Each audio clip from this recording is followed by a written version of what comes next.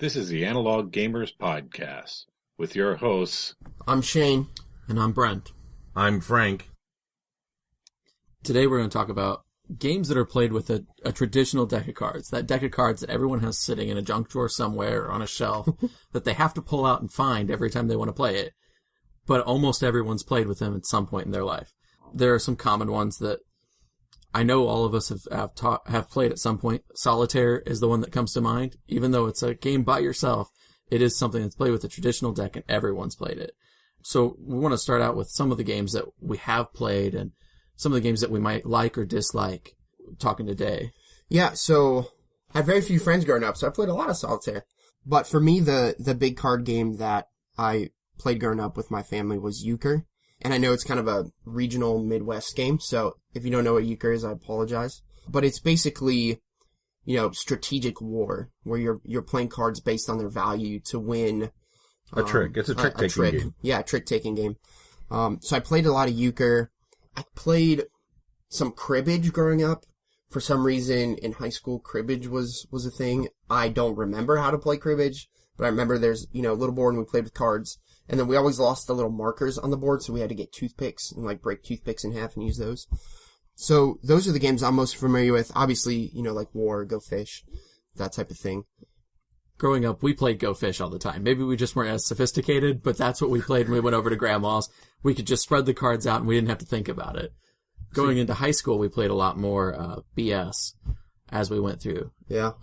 Just because we enjoyed being able to lie to each other about what cards are in the hands and trying to bluff that game through. So growing up, the first card games I played were with my grandmother, and she either played Solitaire. She had a whole bunch of different Solitaire games. Clock Solitaire, which if you play Clock Solitaire, pretty soon you learn that it's really not Solitaire because it's not a game because there are no decisions. We played a lot of Crazy Eights, but my sister would play Rummy with me. My sister's 9 years older than I am. We would play Rummy, but I'm not sure we were really playing real Rummy. It might have just been her version of it. So making it up as you go.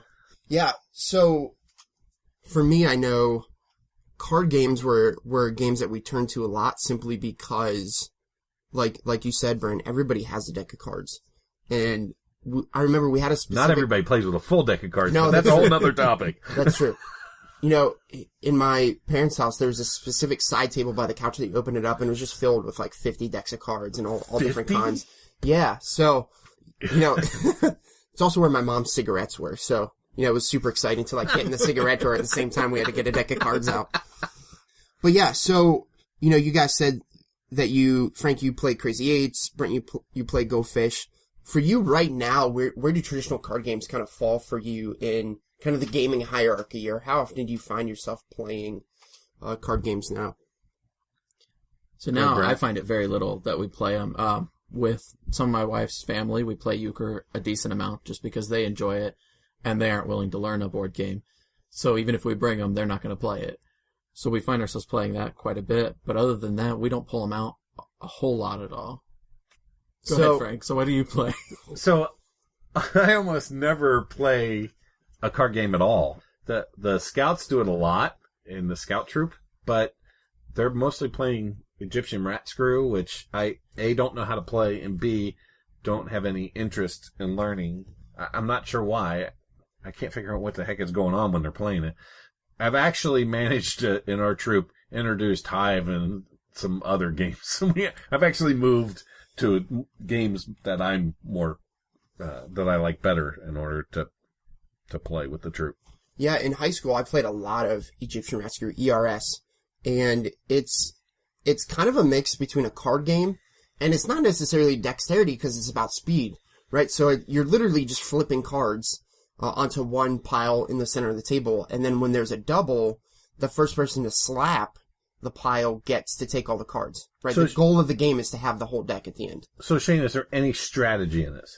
So the strategy would be to win. No, there's really not strategy. I mean, it's a lot of luck of what cards come up, right? Because if you get a face card, the next person has a certain amount of cards to get another face card. So a lot of it is chance. And then it basically comes down to who's the fastest at slapping the deck. I won a lot in high school because I just had the quickest reaction time. So strategy-wise, there's really not a a whole lot of strategy. Okay, so you've just confirmed my reason for not learning ERS. I disagree that there's not a lot of strategy, because there's a lot of card counting that can go on, because you have held a lot of the cards in your hand at some point that you're going to end up playing again, because you're playing off your own personal deck when you're playing, so... But I will say, though, you can count cards all day, but if you can't slap the pile first, even though you're counting cards, which I have beat people that can count cards simply because I still slap the deck quicker than them. So I think at the end of the day, there can be strategy to it, but I still think it comes down to who's the fastest at slapping the cards. So this is almost like Speed War. Yeah. Yes.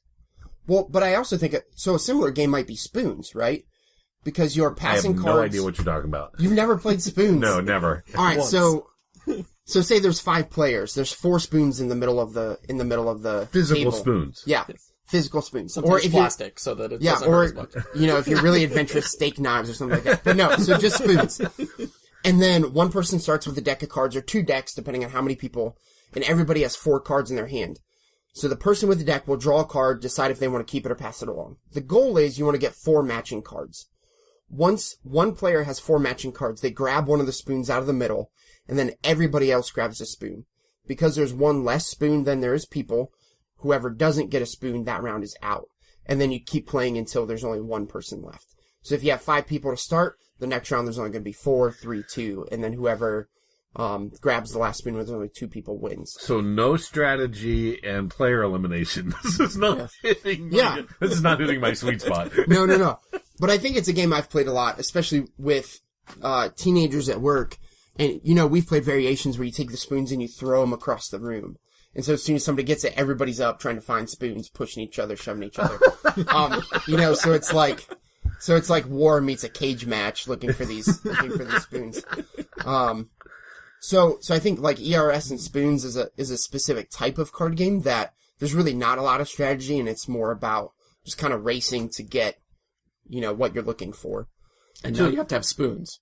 And you have to have spoons. Well, Exactly. no, you just have to have something. So right? yeah, some type of object. We've played with chopsticks before, or whatever we have laying around. So those are much more kind of almost a party game.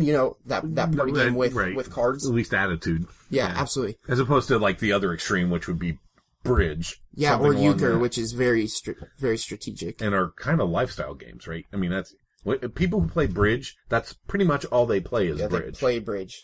Yeah, absolutely. So Brent, you said that you play euchre a lot with your family, or with your wife's family. So, what's kind of your experience of that? Do you enjoy it? Do they enjoy it? I usually enjoy euchre. I like it a lot more when the partner I'm playing with actually knows what they're doing than when the partner I'm playing with has no clue, because it's a team game where you're taking tricks together. Which might explain why I've played so little, because no one actually wants me to be on their team. So it does take some learning. It's not an easy game to just get into if you're going to play with experienced players. Now, I've heard that, Brent, that there is cheating that is part of the game. I've heard euchre is a game that cheating is expected. Yeah, so... Shane, you're going to comment on this? So, it's called table talk, right? So, ways that you can clue your teammate into the cards that you have. Generally, it's frowned upon, / generally everybody does it. Okay, when I play, I try not to do that and actually really get irritated when people do, because that does break the game. Yeah, I mean, it's definitely outside of the rules of the game. But there's also, I think also a familiarity where you get a really good hand or a really bad hand, and you just kind of want to show the person next to you who isn't on your team. You're like, look at this, I got all 9s and 10s, which are the worst cards. Or look at this, I have, I'm going to get every single trick and I don't need anybody's help and you're going to lose. That's kind of another way to kind of brag and show people your cards. But yeah, for me, I think anytime I'm just hanging out with people and there's 4 of us, we end up playing euchre. If we know, if the people know how to play, simply because it's so easy to pull out a deck of cards and play. So, for those of you who don't know how to play euchre, you play with 9s through aces. Aces are high. You pick a suit, which is trump each hand. So the cards in that suit will beat any other cards regardless of their value. And the jacks are always the highest. So if diamonds is trump, the jack of diamonds is the highest, jack of hearts is the next highest, and then all the diamonds. And so it's fairly simple to learn how to play, but to learn the strategy behind playing, I think, can definitely be complicated. The hardest part, I think, is the actual scoring of the game. That's true. Because the scoring is based off how many tricks you took or how many tricks you stopped the person who picked the trump from taking. So it's not a straightforward scoring system. And so that's probably what takes the longest for people to learn to pick up the game. Right. And I found too, right, when you're with experienced players, a lot of times when you have 3 cards left in your hand and you know that they're guaranteed, you just lay those 3 cards down and say, I have the rest. Whereas with players who aren't very experienced, they're like, what the heck did you just do? What is happening? Yeah. That is very confusing. We didn't play, in terms of trick-taking games, the one we played all the time was, well, we called it Oh Hell, although my understanding is it's also known as Up the River, Down the River, a couple other things. I've never heard of this. So this is it's a trick-taking game where the idea is you bid how many tricks you're going to take, and you have to take exactly that many tricks. If you take more or less, you get points, and the object of the game is to be the person with the lowest points. I think there are some scoring systems that turn that on its head, but the idea in any of them is that you get exactly the right number of tricks, which the problem is, it's not a problem, but it's interesting to watch when it gets down to the last person bidding. Are they going to bid so that everybody can actually meet all their numbers? Or are they going to bid in such a way? I mean, if the 3 of us are playing and we're playing with 5 cards, and I'll get to that in a minute. If our bids add up to 5, we could all end up with no points. But sometimes somebody will say, I'm going to bid 7 so that 2 people are going to be wrong, or 1 person's going to be wrong twice. And what you do is you start off with, you start with 10 card hand, and you go down next, and every trick that you miss is worth 10 points, 9 cards that are worth 20 points, work your way all the way down to a one card hand, and then work your way back up to 10. Honestly, the last couple of hands are pretty anticlimactic because the point values aren't enough to swing the game. So a lot of times we would play just, I guess, down the river.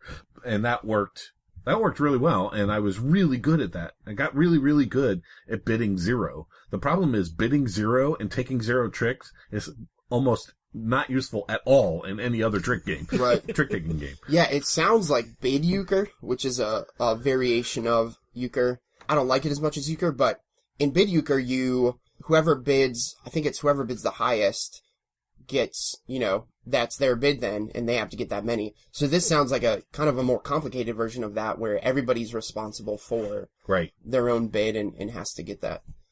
Yeah, that sounds super interesting, because I think that it makes for a lot more interaction, and a lot more strategy than necessarily just get this amount and then you get your points. Yeah. Well, and it's not take every trick you can. Right. There's a point at which you want to go, strategic. I don't want to take, I'm done. I've got my number. I don't want to take any more tricks. And you got to duck everything for the rest of the game. Yeah, strategically losing can be difficult. Yeah.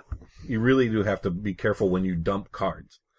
So, I talked a little bit about when there's, 4 of us hanging out, we play card games, but what are times that you guys find maybe pulling out that deck of cards, or what are situations where you think pulling out the deck of cards is better than bringing out another tabletop or board game?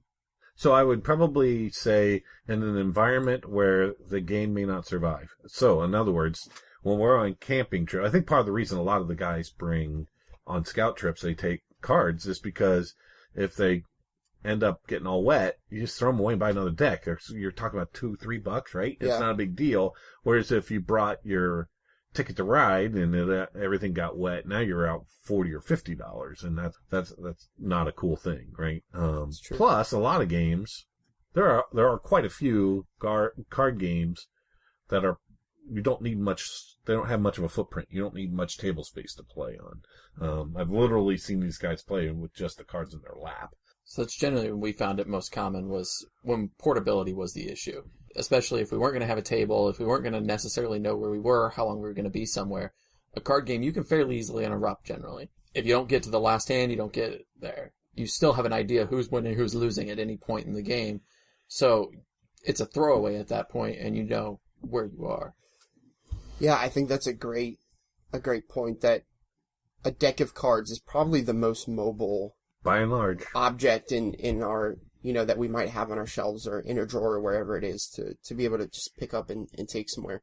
And also, when you have a game like Star Wars Rebellion, you don't necessarily want that to get wet and lose it, and then you gotta buy a brand new one, Right. It's $70. It's okay. And actually, I ran into a funny situation probably about a month and a half ago where my wife and I had 2 friends over for dinner, and we were sitting around and they said, do you want to play euchre? We said, yeah, absolutely, sure. And we went to get a deck of cards, and we couldn't find a deck of cards because I just taken them all to work for a work thing. Wow. And the only deck we had was this deck that was in the shape of snowmen. And the suits weren't diamond hearts, spades, and they were like stockings and snowflakes.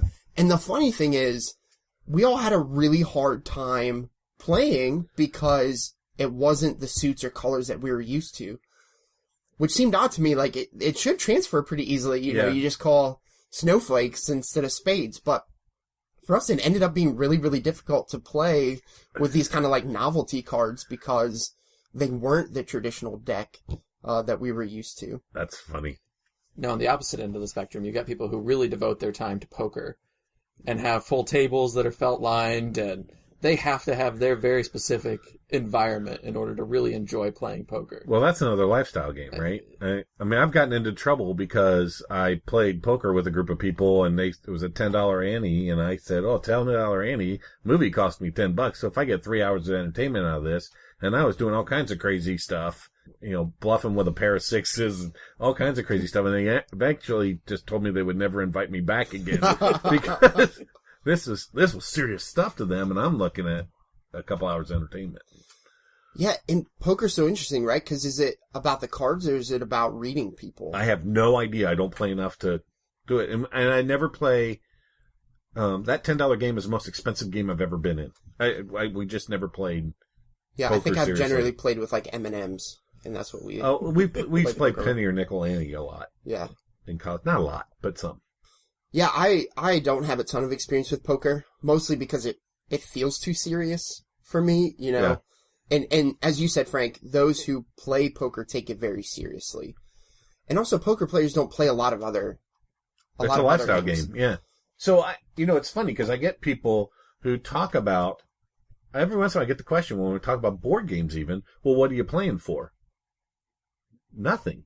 That's actually part of what I like about a lot of other games is I don't want there to be stakes other than maybe bragging rights. I don't want there to be, at the end of the day, when we're done playing games, the most important thing, I know this is true for me, I think it's true for our entire gaming group, is that everybody had fun. We got one guy who tends to count wins and losses a little bit more than anybody else. And I've actually had to talk to him about the goal here is for everybody to have fun, not to necessarily win the most. I think I don't count wins and losses because I lose much more than I would. win. It would be really depressing for me. But poker, especially when you get some stakes in it, or I guess any game you play for stakes, it forces it to be more about winning than having fun. And Is that true of most lifestyle games, though? That it's more about who's winning and losing? So I don't think so. That's probably a whole nother topic. Right. In terms of card games, I don't know that there are a whole lot of games that are played for stakes other than poker, are there? I mean, I'm not that familiar. I've played, Yeah. People had to make a bid euchre, so I assume someone at some point played that for stakes. Yeah, probably. Probably. At least for me, I think poker is probably the only one that I've played for stakes. And like I said, my stakes are M&Ms. So, I've never seriously played that type of lifestyle game. So the last question for me is, have you guys ever played they're not called card games, because apparently there are communities out there where it's forbidden to play cards, so they've taken dominoes and reinvented card games in the form of dominoes. 42 is the only game I've played like this. No, I've never even heard of substituting dominoes for cards. Well, it's not a direct substitute, Right. but 42 is a partnered trick-taking game with dominoes that is pretty amazing. And it's not a trick-taking game. It's because there's no trump suit, but there is taking based on value, and doubles have a certain value, whatever. It's not that complicated. I just don't remember it that well because it was several years ago. Played it with our neighbors. I was pretty horrible at it. My son Daniel was pretty good at it. In fact, he made a play early in one hand, and one of the neighbors was partnered with him and said, I don't think that's what you wanted to do unless you're trying to tell me something. And Daniel just said, yup. And they were surprised because he was like 12 at the time, and they were surprised that he saw it that fast. I hate to say it, but my son, who's now 19, but he is much faster at seeing into a system than I am. I tend to win games with him that I've played over and over again.